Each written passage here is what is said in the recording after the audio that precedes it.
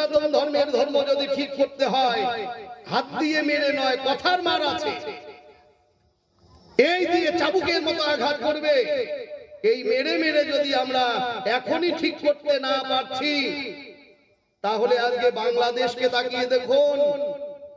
আজকে হিন্দু সনাতন কুলে জন্ম পেয়ে মানুষগুলোর কি দুর্গতি চলছে, ভালো করে তাকিয়ে দেখুন তো।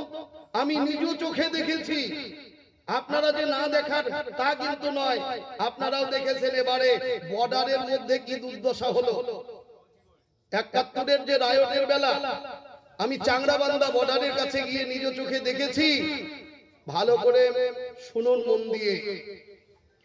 চোখের সামনে দেখলাম কোলের বাচ্চাগুলো না খেতে পেয়ে কোলেই মারা গেল। বুড়ো মানুষ ঘর থেকে নিয়ে এসেছে, তারা বিএসএফদের বলছেন আমাদের গুলি করে ঝাঁঝরা করে দিয়ে জীবন নাশ করুন, আমরা আর ঘরে ফিরে যাব না। কেন ঘরে ফিরে যাব? জলে কুমির ডাঙ্গায় বাবা, ঘরে গেলে পরে অত্যাচার, আর এখানে এলে প্রাণ সংহার। মরতে হলে আপনাদের গুলি খেয়ে মরবো, তবুও ঘরে গিয়ে মরবো না। বর্ষার দিনে একটা পাখিও ঘর ছাড়ে না। আগে লক্ষ লক্ষ মানুষ, হিন্দু মানুষ ঘর ছেড়ে এসেছে কেন? একবার কি বিচার করে দেখেছেন কেন এসেছে? ওই যে ৭১-এর রায়টের বেলা এক ধাক্কায় যারা চলে এসেছে, বেঁচে গেছে, বেঁচে গেছে তারা। এই দুঃখ দুর্গতি দেখতে হলো না। আর যারা বুঝি বুঝি বলেছিল দেশ শান্ত হবে শান্ত হবে, তাদেরই কপালে এই দুঃখ দুর্গতি জুটল। কি বোঝালেন বলুন তো? এক ধাক্কায় যারা সাধু হয়ে গেল, গুরুদেব এসেছে পাড়ায় পাড়ায়, এক ধাক্কায় যারা সাধু হয়ে গেল, বেঁচে গেল, এই সংসারের দুর্গতি থেকে বেঁচে গেল। বাড়িতে কেউ ম্যাও শুরু হওয়ার আগেই সাধু সঙ্গে চলো, তোমার কেউ ম্যাও শুনবো না। হরি বল। আজকে এই পাড়ায় কীর্তন, ওই পাড়ায় কীর্তন, হরিবাসর, চলো। কি কোন বাড়িতে গেলে কে সাধুকে এক মুঠো ভিক্ষা না দিয়েছে? কে একটু বসতে না বলবে? ঘরের দরজা সারাদিন দুয়ারখানা বন্ধ কেন? কাদের জন্য? দুষ্কৃতিকারী মানুষের জন্য। আর ছোলা কাদের জন্য? সাধু সন্ন্যাসীদের জন্য। হরি বল।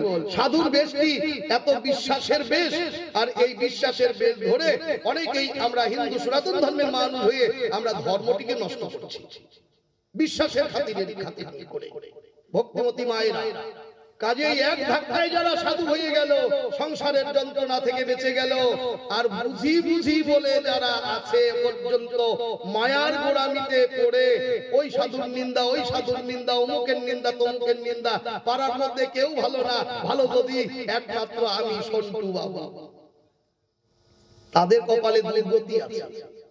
এত দুর্গতি আছে, মানুষের দিতে হবে না, নিজের পুত্র পরিজনের কাছ থেকে এত দুঃখ পাবে যে এই দুঃখ তুমি একদিন সইতেই পারবে না। প্রেম সে বলো পিতাই হরি বল। আজকে ভগবানের এই দাম বন্ধন লীলা, এই বাল্য লীলার মধ্যে একটু ছোট্ট আলোচনা রেখে আজকের ভাগবত সমাপ্ত করব। কারণ আমি যদি সারা রাত এখানে বলতে থাকি তবুও শেষ হবে না। 2, 4, 10, 20 রাত, 50 রাত্রে শেষ হবে না। তার মানে যখন ভাগবত খানা রচনা করলেন, শেষে ঋষি বেদব্যাস লিখেছেন বিশ্বের যত ভূমি যদি খাখা হতো, বিশ্বের যত বৃক্ষ তরুলতা যদি কলম হতো, আর বিশ্বের যত সমুদ্রের জল যদি কালি হতো, কৃষ্ণ লিখতে গেলে 3 কোনা ব, তার একটি কোনায় যে কত জন্মে শেষ হতো তারও ঠিক নাই। প্রেম সে বলো রাধে রাধে। ভক্তিমতী মায়েরা, তাহলে ভগবান শ্রীকৃষ্ণের অনন্ত কোটি লীলার মধ্যে এই দামবন্ধন লীলা একটি। এই যে দামবন্ধন লীলাটি কখন হচ্ছে?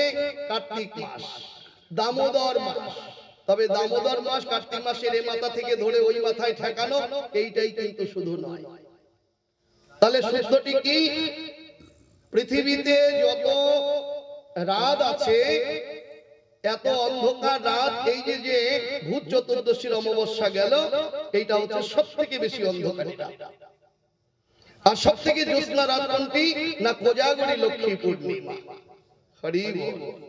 এই অমাবস্যা রাতে, ভূত চতুর্দশীর পরে যে অমাবস্যা রাতে ভগবান শ্রী রামচন্দ্র লঙ্কা বিজয় করে দেশে ফিরেছিলেন।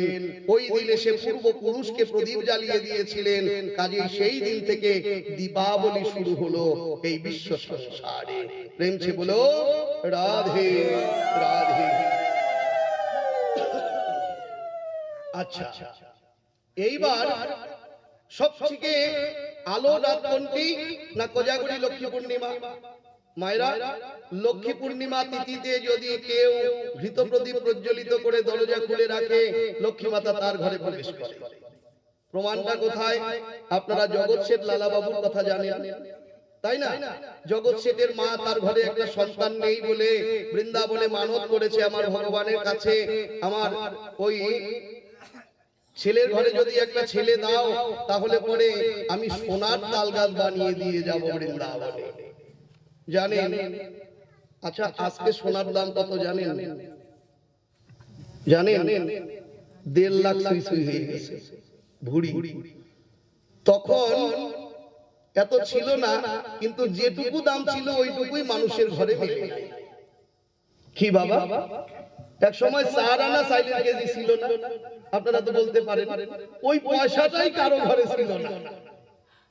কি বাবা, তাহলে কি করে দেবে? ছেলে তো হয়ে গেল, ছেলের ঘরে নাতি হয়েছে সুন্দর, আমার ছেলের এমন ক্ষমতা নেই যে সোনা দিয়ে তাল গাছ বানিয়ে। ঠিক কোজাগরী লক্ষ্মী পূর্ণিমায় লক্ষ্মী দেবীর সাধন ভোজন করছেন। আচ্ছা, ভগবান কৃষ্ণ আর লক্ষ্মী মাতা এক জায়গায় রাখতে হয় কেন? লক্ষ্মী মাতার পুজো হচ্ছেন ইকোটা, লক্ষ্মী মাতার সেবা হচ্ছে নীরব, আর ভগবানের সেবা হচ্ছে শঙ্খ ঘন্টা পিটিয়ে করতে হয়। তাই করতে হয় কি? আচ্ছা, ওই যে কোজাগরী লক্ষ্মী পূর্ণিমায় ঘৃত প্রদীপ প্রজ্বলিত করে বসে আছে লক্ষ্মী মাতা। সারা হরিদ্বার খুঁজে দেখলেন, কারো বাড়িতে প্রদীপ জ্বলছে না, সবার দরজা বন্ধ, শুধু জগৎ শেঠের মায়ের ঘরের দরজা খোলা, বসে আছে। লক্ষ্মী মাতা প্রবেশ করলেন, বসতে আসন দিলেন। ও মায়েরা, তোমরা লক্ষ্মীর পাঁচালী পাঠ করো না? এসো মা লক্ষ্মী বসো ঘরে, আমারে ঘর খানি আলো করে। মাকে বসতে আসন পেতে দিলেন। মা বললেন, বলো আজকের তিথিতে কি চাই? দেবে মা? আমি যা চাইবো হ্যাঁ দেব। তাহলে দাও। আমি গঙ্গা স্নানে যাচ্ছি, গঙ্গা থেকে যতক্ষণ উঠে আসবো না ততক্ষণ তুমি আমার ঘর ছেড়ে যেতে পারবে না। ভক্তের কৌশল। মা গিয়ে গঙ্গায় ডুব দিয়ে মারা গেল। হরি বল। লক্ষ্মী মার ঘর ছেড়ে যেতে পারবে না। হ্যাঁ, এবারে এত ধন ঐশ্বর্য হয়ে গেল জগৎ শেঠের ঘরে। সেই বৃন্দাবন কেশি ঘাটে এসে সোনার তাল গাছ বানিয়ে দিয়ে গেল। প্রেম সে বলো রাধে।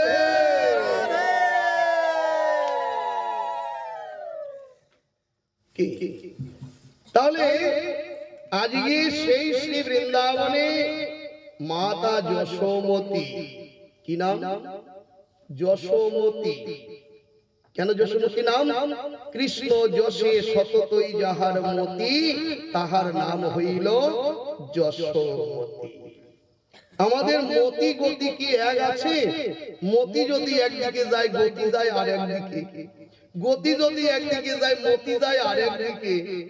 হরি বল। ছেলেটা স্কুল থেকে আসলে কি খাবে? মেয়েটা কি খাবে? জামাইটা কি খাবে? মেয়ের বাবাই কি খাবে? সবার চিন্তা করলাম। দিন অন্তে যদি আমি এক মুঠো ভোজন না করি, দুদিন পরে দেহ চলবে নাকি মা? চলবে না, অচল হয়ে যাবে। তেমনি সংসারে সবার চিন্তা করলাম, কিন্তু নিজেরই যাবার চিন্তাটুকু করাই হইল না। আমারও যে যেতে হবে, সেই ফাঁকে যে আমাকেও কোনদিন যেতে হবে, আমি কোন পথ ধরে যাব সেই চিন্তাটাই করলাম না। কিন্তু মা যশোমতী সকল সময় কৃষ্ণ যশে সতত তার মতি গতি। প্রেম সে বলো ভগবান শ্রীকৃষ্ণ গোপাল কি, নন্দ যশোমতী কি, নন্দ লালা কি, জয় জয় শ্রী রাধে। তবে রাজা জিজ্ঞাসিল হইয়া হরষিত, অদ্ভুত কথা কহ গুরু সুপণ্ডিত। তুমি তো সুপণ্ডিত, এখন যে কথাগুলো বলবে অদ্ভুত কথা বলবে। ও মায়েরা, একটা কথা আছে ভূত, আর একটা হলো অদ্ভুত। অদ্ভুত রামায়ণ, অদ্ভুত ভাগবত, হ্যাঁ, এই অদ্ভুত ধরনের যে বস্তুগুলো, এগুলো কারা পাঠ করে? আমাদের গৌড়ীয় বৈষ্ণব সমাজে এমন এমন কোন গ্রন্থ ঠাঁই পায়। আপনারা তত্ত্ব সমৃদ্ধ জ্ঞান মঞ্জুরি যতই পাঠ করুন, কোন বেদব্যাসের পাঠের আসনে ঠাঁই পায়। বাড়িতে পড়বেন প্রভাস খণ্ড, মহাপ্রভু স্বীকার করেন। দেখেছেন প্রভাস খণ্ড যেটি মহাপ্রভু স্বীকার করেননি, কেননা অদ্ভুত রামায়ণ, অদ্ভুত ভাগবত, অদ্ভুত মহাভারত, ওগুলো অদ্ভুত মানুষ পাঠ করে। হ্যাঁ, গীতা আমাদের অনেক গীতা আছে। একটা গীতা সুরধ্বনি গীতা, প্রণব গীতা, শিব গীতা, এই কত কত গীতা। একমাত্র ভক্ত জীবনে শ্রীমদ ভগবত গীতা ছাড়া অন্য কোন গীতা দেখতে হয়। হ্যাঁ, তাহলে এই ধরনের কিছু গ্রন্থ সংস্কারের বস্তু আছে। আমাদের কিছু তন্ত্র মন্ত্র সংস্কারের প্রয়োজন আছে। এই সংস্কার মানে হলো সংশোধন। এই সংশোধনটুকু যতদিন আমাদের না হচ্ছে, ততদিন যেটা হবার কথা ছিল সেইটা আর হবে না। আমাদের কতগুলো দেশীয় মন্ত্র আছে, আছে না? আছে না? আছে। এই মন্ত্রগুলো কতটা প্রযোজ্য হয়েছে আমাদের শাস্ত্রের মধ্যে, এইটা দেখতে হবে। হ্যাঁ, আমি এক গুরুদেবের কাছ থেকে তুলসী স্নান কিনা কোনো একটা মন্ত্র শুনেছি। জানেন, ওই সরু সরু তুলসী, কালা কালা পাতা। হ্যাঁ, আমি অবাক হয়ে চিন্তা করছি, ডাক দিয়ে ওই ভক্তটাকে বললাম এটা কি মন্ত্র? তুলসীর জল দেওয়া মন্ত্র দিছে আমার মধ্যে। দেখেছে? তাহলে এই জায়গাটায় দেখতে হবে এই মন্ত্রটা শাস্ত্রের মধ্যে আছে কি। হ্যাঁ, মন্ত্রমূলক গুরু বাক্য ঠিক আছে, ধ্যানমূলক গুরু, মূর্তি পূজামূলক গুরু, পদমোক্ষমূলক গুরু প্রাপ্তি। কিন্তু গুরুদেব যদি সব সময় মায়ার কথা বলে, মায়ার সংসারে ডুবিয়ে দেয়, মহাপ্রভুর সম্প্রদায়ের ভাব অনুগত নয়, চারি সম্প্রদায়ের মধ্যে নয়, তাহলে সেই গুরুদেবকে সঙ্গে রেখে বলি মহারাজ দানযজ্ঞ করেছিলেন, তাতে বলি মহারাজ নরকে যায় নাই। প্রেম ছে বলো রাধে রাধে। বাবা মা যদি কৃষ্ণ বিদ্বেষী হয়, সন্তান যদি কৃষ্ণ উদ্দেশ্যী হয়, তাহলে সে সন্তান বাবা মাকে হৃদয়ে রেখে যদি কৃষ্ণ ভজন করে, সে বাবা মায়ের পর্যন্ত পথ পরিষ্কার করে, সে নরকের দ্বারে যায় না। এর মুখ্য প্রমাণ হলো আমাদের প্রহ্লাদ মহারাজ। যদি সমাজের কথা বলেন, সমাজ কেউ ভালোবাসে না, আমি একাই এ পাড়ার মধ্যে সমাজ ঠেকি করে রেখেছে বলে করুক না, করুক, তাতে কি হয়েছে? সাধুরা কোন সমাজের মধ্যে নয়, এরা সমাজ অতীত, এরা সমাজেরও অনেক উপরে।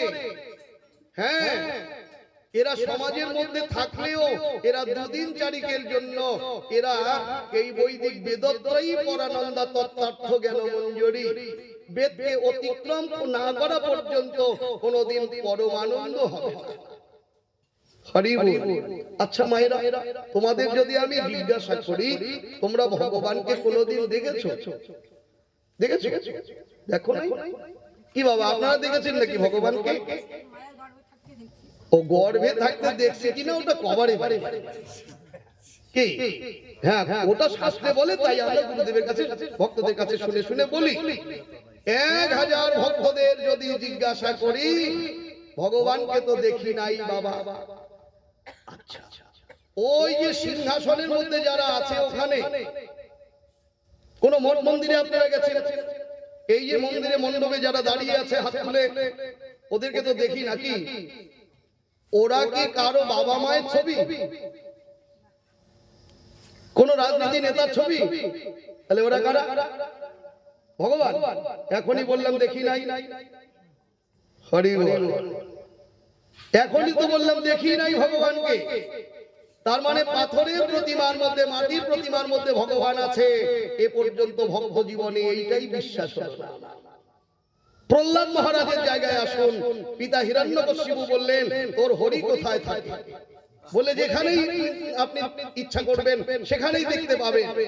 ফটিক স্তম্ভের ভেতরে তোর ভগবান হরি আছে, বিশ্বাস করলে এখানেই আছে পিতা। যেই ভেঙে দিল ওখান থেকে ভগবানের আবির্ভাব হলো কিনা? তাহলে ছোট্ট শিশু, 5 বছরের শিশু, তার ওখানে বিশ্বাস আছে যে একটা পাথরের, একটা পাষাণের মধ্যে থেকে ভগবান আছে। কিন্তু সারা জীবন ভগবত সেবা করে, সাধু বৈষ্ণবের সেবা করে বেড়ালাম, শুদ্ধভাবে প্রসাদ পেলাম, এ পর্যন্ত হৃদয়ে বিশ্বাস করতে পারলাম না মাটির প্রতিমার মধ্যে ভগবান আছে। এই বিশ্বাসটুকু যতদিন পর্যন্ত মানব হৃদয়ে আসবে না, ততদিন আমার জীবনে যা হবার কথা ছিল তা আর জীবনে হবে না। প্রেম